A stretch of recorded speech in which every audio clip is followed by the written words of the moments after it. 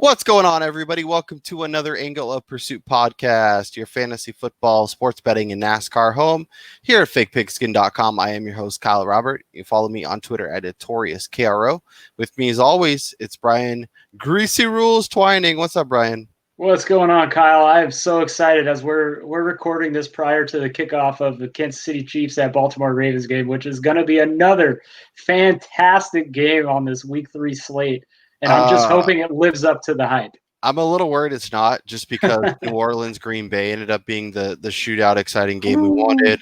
Dallas, Seattle ended up being wild at the end. So the odds of all three happening and being like that isn't great, but I hope you're right. We are going to give you names you need to be adding off the waiver wire this week, but before you do that, make sure you mash that thumbs up if you're watching on YouTube. Make sure you hit that subscribe button. It really does do a lot for us. If you have any questions, feel free to leave them in the comments if you're on YouTube. If not, head over to Twitter. Follow us at FPAOP on Twitter. We're down to help you with some conundrums there. But without further ado, let's jump in. Let's talk some names, because I got 4 names at running back that I want to get into. First, Jeff Wilson Jr. We discussed it last week. 23% rostered on Yahoo. This is a guy that has a clear, defined role, and especially with no Mostert, no Tevin Coleman, that role is expanded. You probably don't. You can't watch it for 4 quarters and expect to see him the whole time, because that's just not how his role is. But when they get in close, when they're down, when they're up at the end, which is something the Niners team did last year, and it's something they're going to do again this year, he is going to be involved. Obviously, had the 2 touchdowns on Sunday, both involved in the passing game and the running game, which is great to see. Tevin Coleman's on IR. We'll see about Raheem Mostert. I think with the Niners coming home and playing Philly, I'm a little pessimistic that they rush him back, but we'll see. Yeah. But I still think Wilson's worth an ad. And I'm wondering, Brian, if the return of Mostert actually doesn't cut into McKinnon's work a little bit more, who, McKinnon and Mostert have been both so effective in the passing game and kind of using them in different ways, where Wilson's more of that between the tackles goal line back who also can catch it, and Kyle Shanahan could scheme ways to get him in the end zone. But, where are you at with the Niners backfield, and are you adding Jeff Wilson Jr. this week? Well, I mean, if people would have heard us on Sunday, these guys should have been rostered to begin with. You just knew the game plan that San Francisco was going to have. I know Nick Mullins threw for 300 plus, but this team is all about the running backs, and we saw both of them find the end zone multiple times. Just like you said, Jeff Wilson Jr. is the hammer to the nail. He is the thumper at the end of games that San Francisco is just going to feed him the ball and let him, put these teams out of their misery. And I guess this poor Eagles team, this could be over in the second quarter this week. So thoughts and prayers to them. But yeah, and if you started both of them last week, you ended up having a really nice week. So I think he's absolutely worthwhile. The next guy on my list is Myles Gaskin, 47%. The gas can was involved early and often on Thursday night, which was something I'm kind of surprised. I don't know about you, but I assumed that if he was playing a ton, it was because the Dolphins were down. But to see him get all those carries over Jordan Howard, over Matt Breida, that has to be something that excites you as a fantasy owner. Yeah, I'm actually kind of pissed off because I held on to Myles Gaskin for a year and a half in a dynasty league, only to never see him find the field, to finally just give up on him. And then to see this, it makes me pretty upset. But I mean, we kind of expected this with him coming out of Washington. He was that dynamic runner that we all kind of expected would be able to find some playing time there in Miami. And now under Brian Flores, he seems to have trust in him, that he doesn't have any ball security issues. The only thing that I worry about is when they get down to the 1 yard line, it's Jordan Howard's turn. But anything outside of that, Pig Howard's not eating from the trough in this backfield right now. So yeah, if Gaskin's still available, I would be adding him immediately. Yeah, he's under 50% right now on Yahoo leagues. So if he is out there in a lot of leagues, he's a little bigger than I expected at 5'10", 194. Like obviously not ideal size, but bigger than the Tariq Cohens and those I kind think of he's players. put on some weight too, because I Yeah, think when he came out of college, he was more in like the low 180 range, which yeah. was the worry about him. Yep. And every week, so if you're in a PPR league, he's going to give you that safe floor. He's had 5, 7, and 4 targets, plus the running upside. If the Dolphins are in a good game script game, there's potential for him to be involved. And you know what? If the games get sideways and the Dolphins are trailing, he's also going to be involved. So, like you said, outside of those goal line carries where it's probably going to be Jordan Howard, I'm kind of shocked at the lack of Matt Breida usage. I figured when they traded for him that he would be something that they'd want to work in. But as of now, Flores, he doesn't seem to like him. And then Carlos Hyde, we'll see what the situation is with Chris Carson, who got his knee really mangled. That was such a dirty play by that Cowboys it was completely unnecessary. They're saying the injury isn't as bad as they thought. There's even outside shot he plays this week. Home game against the Dolphins, I kind of doubt it. But, Carlos Hyde, I guess if you need a body, is going to make sense. But this is also a Seattle team that is throwing way more than they ever have. And most of Chris Carson's fantasy production has become via the pass and via passing touchdowns. So I don't know that I feel great about Carlos Hyde doing that. Maybe that's a Travis Homer or, maybe they do some unique things, or maybe they just run 4 wide receiver sets. I actually like Carlos Hyde. If Chris Carson is limited at all, or especially if he misses this week, I really think Carlos Hyde has a sneaky upside of being like a top 20, top 15 play going up against this Miami team who, Seattle's going to give up points because their defense is atrocious. Yeah. But I could see them creating some turnovers, having short fields and them up big late, and then Carlos Hyde just kind of, getting the opportunity to milk the clock there. He's another guy. I think he's probably my number one waiver ad, especially if I'm a Chris Carson owner. Yeah. And possibly of the week.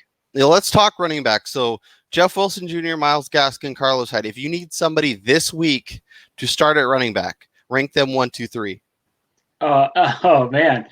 I'd probably go Gaskin he seems to have the defined role, and we don't know the news on Carson yet. Carlos Hyde for me would be number 2, and then Jeff Wilson would be number 3. Just with the only reservations I would have about Jeff Wilson is the possibility that Philadelphia's defensive line is able to kind of create havoc for San Francisco and keep this game close, which I think would then turn into more. You see a lot of Jerick McKinnon and less Jeff Wilson. Yeah, so if you need somebody this week, I'm picking up Jeff Wilson first. I'm picking up Carlos Hyde second. I'm picking up Myles Gaskin third. Gaskin, if you're looking for somebody who can help you for multiple weeks, especially in PPR, Gaskin would be vault. I'm a little dubious of Carlos Hyde, but like you mentioned, it's different when you're playing Atlanta in Atlanta or the Cowboys at home versus playing Miami. There's a good chance that a lot of that second half work, he's getting more volume. So if you're in more of a traditional standard league or even half, maybe you lean Hyde there. But I believe in Wilson. I think I think Philadelphia is truly terrible. I've backed them in a couple games and watched way too much of them, even with the return of Lane Johnson. That team is a mess, and I think it's a legit discussion to have that if you wanted any quarterback to be the quarterback for your team, not named Dak Prescott in the NFC East, which one are you picking? Because you get Wentz or Daniel Jones. I'm going Danny Dimes, baby, all day as the number 2. I may go Dwayne Haskins. I know he made some bad throws, but he also made some incredible throws. But yeah, that says a lot about Carson Wentz, and maybe we're being a little aggressive. But man, he's looked bad. You can, but you can only use the injury excuse for your targets so long. Well, before it comes to the most common factor here is the guy throwing the ball. Yeah, and there was that like 12-week stretch where he looked amazing, but you know who else had an amazing stretch that ended up leading the Ravens to Super Bowl? Joe Flacco. He went 11 touchdowns, one pick, and we don't put him in the Hall of Fame. So That is uh, not a good combination that no, you that want to is be not with somewhere you there. want to be.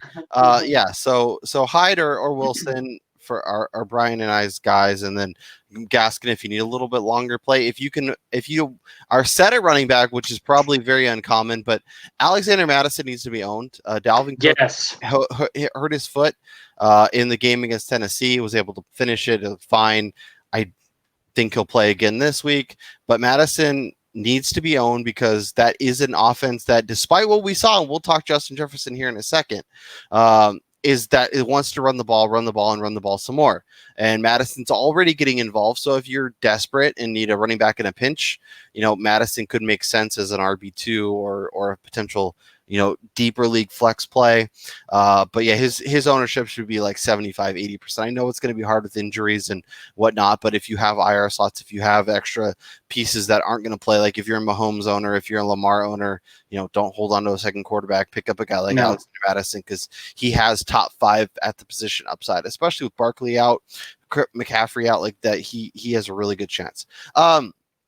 Let's talk about his teammate, Justin Jefferson, who we both discussed Sunday morning. And if you were joining our live stream, we are here every Sunday from 11:30 to 12:30 Eastern. And we said, pick this guy up. He's ready to break out. And watching this game closely, obviously, as a Titans fan, I watched this game very closely. Justin Jefferson absolutely destroyed us. I think 7 catches, 170 yards, 2 touchdowns. And they even mentioned on the broadcast, the thing that caught my eye was, this was kind of the plan. And Gary Kubiak had a, we don't want to overwhelm the rookie through the first couple weeks, build him up, get his confidence up, and then unleash him. Of course, they unleashed him on my team. And thankfully, we were able to still come out of there with a win. I'm still not really sure how it happened, but this is a Vikings team that is devoid of pass catchers, not named Adam Thielen. And they need somebody to step up. And as we mentioned, they want to run the ball, but they still need to throw it. And Justin Jefferson looks like a legit option. Yeah, like you said, we talked about this Sunday morning that he was ready. He was primed to break out, especially in this week right here with everybody kind of knowing that Minnesota and Kirk Cousins especially likes to target Adam Thielen. And I think this game was a huge turnaround for this Minnesota Vikings team, and we could see them, be one of those 0-2 teams to make a run and get back into the playoff race here. Because if they're able to have now that second legit option on the outside, that teams can't just focus solely on Adam Thielen, and you have the dynamic duo back there running the ball, like this offense may have turned it around finally. Yeah, and it's good to see because I did watch a lot. I watched this game. I watched our game against the Colts, and then I watched them week 1. I forget who they played, but like Kirk Cousins was looking bad. The offense looked lethargic. This was a shot in the arm it definitely needed. And as you mentioned, feeling a lot better about the whole offense going forward. Even Kyle Rudolph cut a touchdown, which is, something that if you're in a deeper league, if you're in a tight end premium league where Kyle Rudolph is potentially ownable, you're much happier. Let's keep the rookie wide receiver talk going because there's 3 more that we have to hit on. And let's start with T. Higgins. Back-to-back weeks where Auden Tate and John Ross finally get him out of there. Yeah, healthy scratches. In comes T. Higgins. 9 targets, second on the team. 5 catches, 40 yards, but 2 touchdowns. Was also 5th in air yards behind like the Calvin Ridleys and DK Metcalf. So not only are they scheming to throw this guy the ball, but they're looking for him down the field. They're looking for him in the red zone. These are all points where as fantasy players are getting excited because they're going to score a lot of points for us. Yeah, this is a situation that I would be all over T. Higgins right now. If you're like one of those top 3 guys in waivers this week, I'm adding T. Higgins anywhere that I can, just knowing that they drafted this kid to pair with Joe Burrow. So they're going to want to get him involved in this offense, get a good rapport going between these 2 guys, because maybe we are seeing the last year of AJ Green there, and they are transitioning to the T. Higgins, Tyler Boyd offense. Yeah, I mean it seems very likely. Like I think there's a non-zero chance that AJ Green's maybe even traded. Like San Francisco could really use a receiver. They're like, you know what, AJ, we appreciate everything you did, but we're clearly going in one direction. You're going in another direction. We want to give you a chance to play for a title. Go off to this team and try and make a playoff run. And this is a really good Bengals team that is doing exactly what they're supposed to do. They're not winning games, but they're competitive and they're interesting. And Joe Burrow looks legit. Like poor Joe Burrow, he was getting annihilated on Sunday. Yeah, man. well, he could talk to Peyton Manning and Troy Aikman and all the other quarterbacks that got obliterated early. Yeah, if they could put a decent offensive line in front of them with these young receivers, the upside is intense. Chase Claypool is somebody that is a little deeper dive. But I think is interesting. Obviously, we've seen Pittsburgh looks legit. Like even it took them a little while to kind of find their groove against Houston, which is something I was a little worried about. We were talking about, betting lines this week. But with Deontay Johnson getting banged up and, James Washington, like I keep wanting it to happen, and I don't think it's going to be a thing, man. I don't think it's going to be a thing either. So I think it's Juju, and I think there's opportunity. And we've seen Claypool make plays in the first couple weeks. So, if you can't get Jefferson or Higgins or they're owned in your league, but there's somebody, you're looking for, a little less rostered, could be a great option who's only rostered in 14% of Yahoo leagues. Yeah, I think Chase Claypool is the closest thing that Pittsburgh has got to Martavis Bryant. I know he's not as fast as him, but he offers that kind of size that Roethlisberger hasn't had since Bryant was there, with the majority of all those wide receivers being of like the 6'1", 6 foot range. And I think that's why you see Roethlisberger targeting him down the field in those one-on-one opportunities, because he knows that this guy is so much bigger than every defender. He just reaches over top of him and makes these catches. And I think we're starting to see the trust be built there. And I think it's going to be almost a weekly thing where he's getting that one or two opportunities deep down the field to make those big plays. And, if you're looking for a guy for a bye week fill in, or that's what you're looking for, the person that can make those big bang plays. Yep. Last guy on the list, Brandon Aiyuk, 28% owned, really had a nice game against the Giants. Obviously, it's the Giants, take it with a grain of salt, but 8 targets, 5 for 70, looked really good, was involved, also had 3 catches for 31 yards, found the end zone. This is a Niners offense that, granted, has played the Jets, the Giants back-to-back weeks, but looks good. With whether it's Jimmy Garoppolo or Nick Mullins, it seems to move the ball. Now they're coming home, as we mentioned, to play Philadelphia. I think Ayuk's another ascending player that might be rostered. It's clearly rostered in less leagues, might be available in yours. Are you interested in Brandon Aiyuk?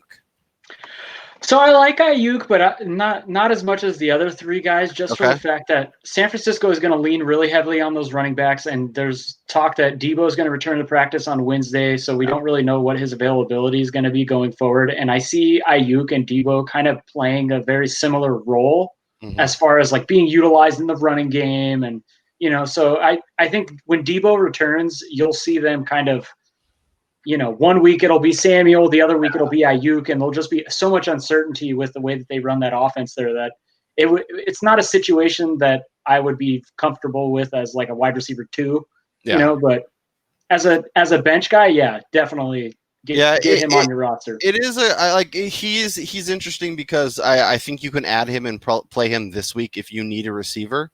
But I also think, he, like you mentioned, when Debo comes back, I think in 2 weeks, it will be interesting to see how they all fit together and who's under center at that point and all that stuff. So is it Jefferson, Higgins, Claypool, and then Aiyuk for you in that order? Ah, man. Honestly, I would probably take the shot on T. Higgins, just knowing that Cincinnati's going to be trailing in pretty much every game. Or they're just going to be tied against the Eagles. Don't get me started on that. And then I think I feel better, as crazy as this is to say, I think I feel better about his weekly potential, knowing that Joe Burrow is going to throw him the ball and they might be a little more pass heavy than Oh, Minnesota. Yeah, well, I mean, to that point, we saw it last year multiple times where Stephon Diggs would have a huge day, and then the next game he'd have 3 catches for 40 Yep. yards, which is Yep. you cannot rely on that kind of inconsistency in fantasy. Yep. But I think they're all worth adding, depending on who you can get your hands on. Let's talk tight ends. Rob Gronkowski, the week after everyone finally gave up on him after he said, I'm just a blocker, 7 targets, caught 6 of them. Obviously a great matchup against Denver. Are you interested in going back to that well, or do you think this is on the radar? No, I don't want any part of Gronk right now. Like that's fool's gold. If you have him, I would be looking to flip him for something right now. Just trade his ass. And look for injured receivers, look for injured running backs that could come back and be interesting. I think he's a great trade piece. Mo Alley Cox, 10% owned. A guy that I like, but I am concerned because the return of Jack Doyle clearly brought him back into that kind of second string tight end role, not running as many routes, not have been on the field for many snaps. Did catch touchdowns, so if you played him, you felt great. But going forward, I would be a little pessimistic about his potential upside as long as Doyle's on the field. Yeah, not just with Doyle there, but also the kind of game script that we're expecting out of them, like where they're going to be running the ball a lot. And Phillip Rivers he's going to be looking for, obviously now it's Michael Pittman, more so than little T.Y. Hilton, but more often than not, Indianapolis is going to be with leads. They're going to be pounding the rock, and yeah, he's more of a bench stash right now than a guy that I would be wanting as my starting tight end. Speaking of T.Y. Hilton, I think I would drop him for all 4 of the receivers we mentioned. At this point, I think that's probably a good call. Like it's a little bold, but just by name value, but. I mean, this is supposed to be the smash spot where T.Y. got better, and he had to talk with his grandma, and 3 catches. And it's very Phillip Rivers to spread the ball around to 7 different guys if he has them all available. Dontrell Inman catching 2 touchdowns gave me very 2015 Charger vibes. That was sickening, by the way. 2 tight ends that I might actually pick up. First, we'll start with Dalton Schultz. This guy is being involved. He's actually maybe having the season that we kind of expected Blake Jarwin to have. Obviously, Jarwin done for the year. On Sunday, 4 catches, 6 targets, 48 yards. That was coming off of the game against Atlanta. 9 catches, 88 yards, a touchdown. Becoming a big part of this offense, even with the amazing pass catchers they have in Lamb and Amari Cooper and Michael Gallup. Well, I mean, Dak is on pace for something like 7,500 passing yards this year, so I'm pretty sure any pass catcher on that team right now is looking good. Schultz, though, he's taken over that position with the only other guy there is not really a pass catching option. So as far as the tight ends go in that offense, which is probably the pass heaviest in the NFL right now, he has to be on your team. Like I was lucky enough in one of my leagues, I added him prior to the game, and I thank goodness I did because my starting tight end was Dallas Goedert, who is expected to miss time. So I'll probably be using him this week. So we'll hopefully 4 for 40. I mean that's a decent floor out of a position that there's so much volatility with. Yeah, and a home game versus Cleveland, I could see him having a nice matchup this week. But yeah, I mean, tight end, like I'll tell you this, I feel so much better that I took Travis Kelce early in many drafts because I feel so good about him every single week, and I feel a lot better about adding a Jeff Wilson Jr. or a T. Higgins supplement my receivers or my running backs than I do about adding Dalton Schultz or Jimmy Graham, who's less than 10% owned, but has been productive. Obviously had 2 touchdowns, one with Trubisky, one with Foles, had a nice game in week 1 against Detroit. Like his volume is going to fluctuate, and so he might be a little touchdown dependent.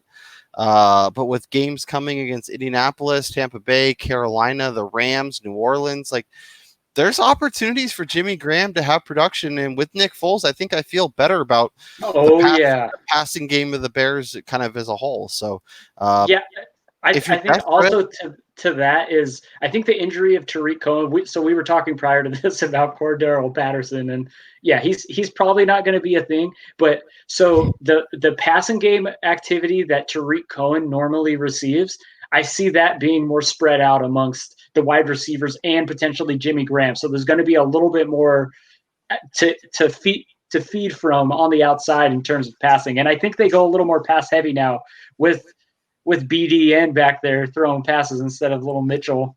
Yep.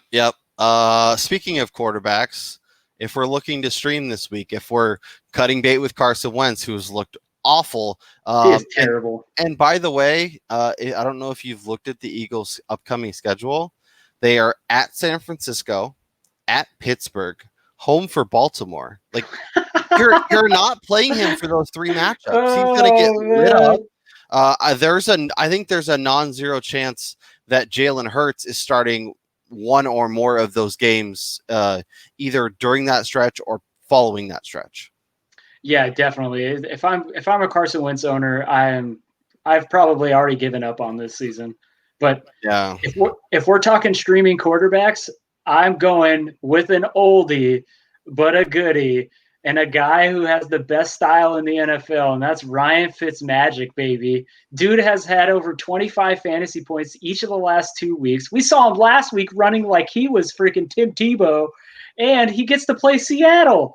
Well, the worst pass defense, well, maybe the second worst to my Cowboys, but one of the worst pass defenses in the NFL, who they don't have any corners that can defend anybody. Miami has 2 big guys on the outside in Devontae Parker and Preston Williams with Mike Gesicki back there and Myles Gaskin, who we talked about as a priority waiver ad. Like, I love Fitzmagic this week as a streaming option. I'm willing to start either Niners quarterback. I feel like it might be Nick Mullins. I'm targeting this Eagles defense. Mullins in his 9 starts is averaging 291 passing yards. I know they're going to run the ball, but he's going to throw it a ton. And whether it's check downs to, and maybe even get a George Kittle signing this week, which would be great for anyone that has him on their roster. Outside of that, I don't like. We might get Blake Bortles versus Sam Darnold on Thursday night. That's going to be appointment viewing. Like, screw this Monday night garbage. I'm going to be watching that. Let me just say, I already scheduled a date with a wife on Thursday night. It'll be the first game during an NFL season that I voluntarily give up watching in probably 5 years. Like, I have zero interest in that game. I don't hate Kirk Cousins at Houston. We talked about Teddy Bridgewater at home versus Arizona before the show. And yeah, that would be the list. Like, I think Minshew or Joe Burrow would be nice too, but I think both of them are probably owned. So, there's a few options this week, especially if you're, in one quarterback leagues where the quarterbacks aren't being hoarded. Yeah, and let me just say, Ryan Tannehill, I don't understand how we slept on him coming into the season. Like, he has played as a Titans fan, I did not expect this game script. Dude, he has been amazing. And he's doing it without AJ Brown too. Imagine when he gets him back. He's super.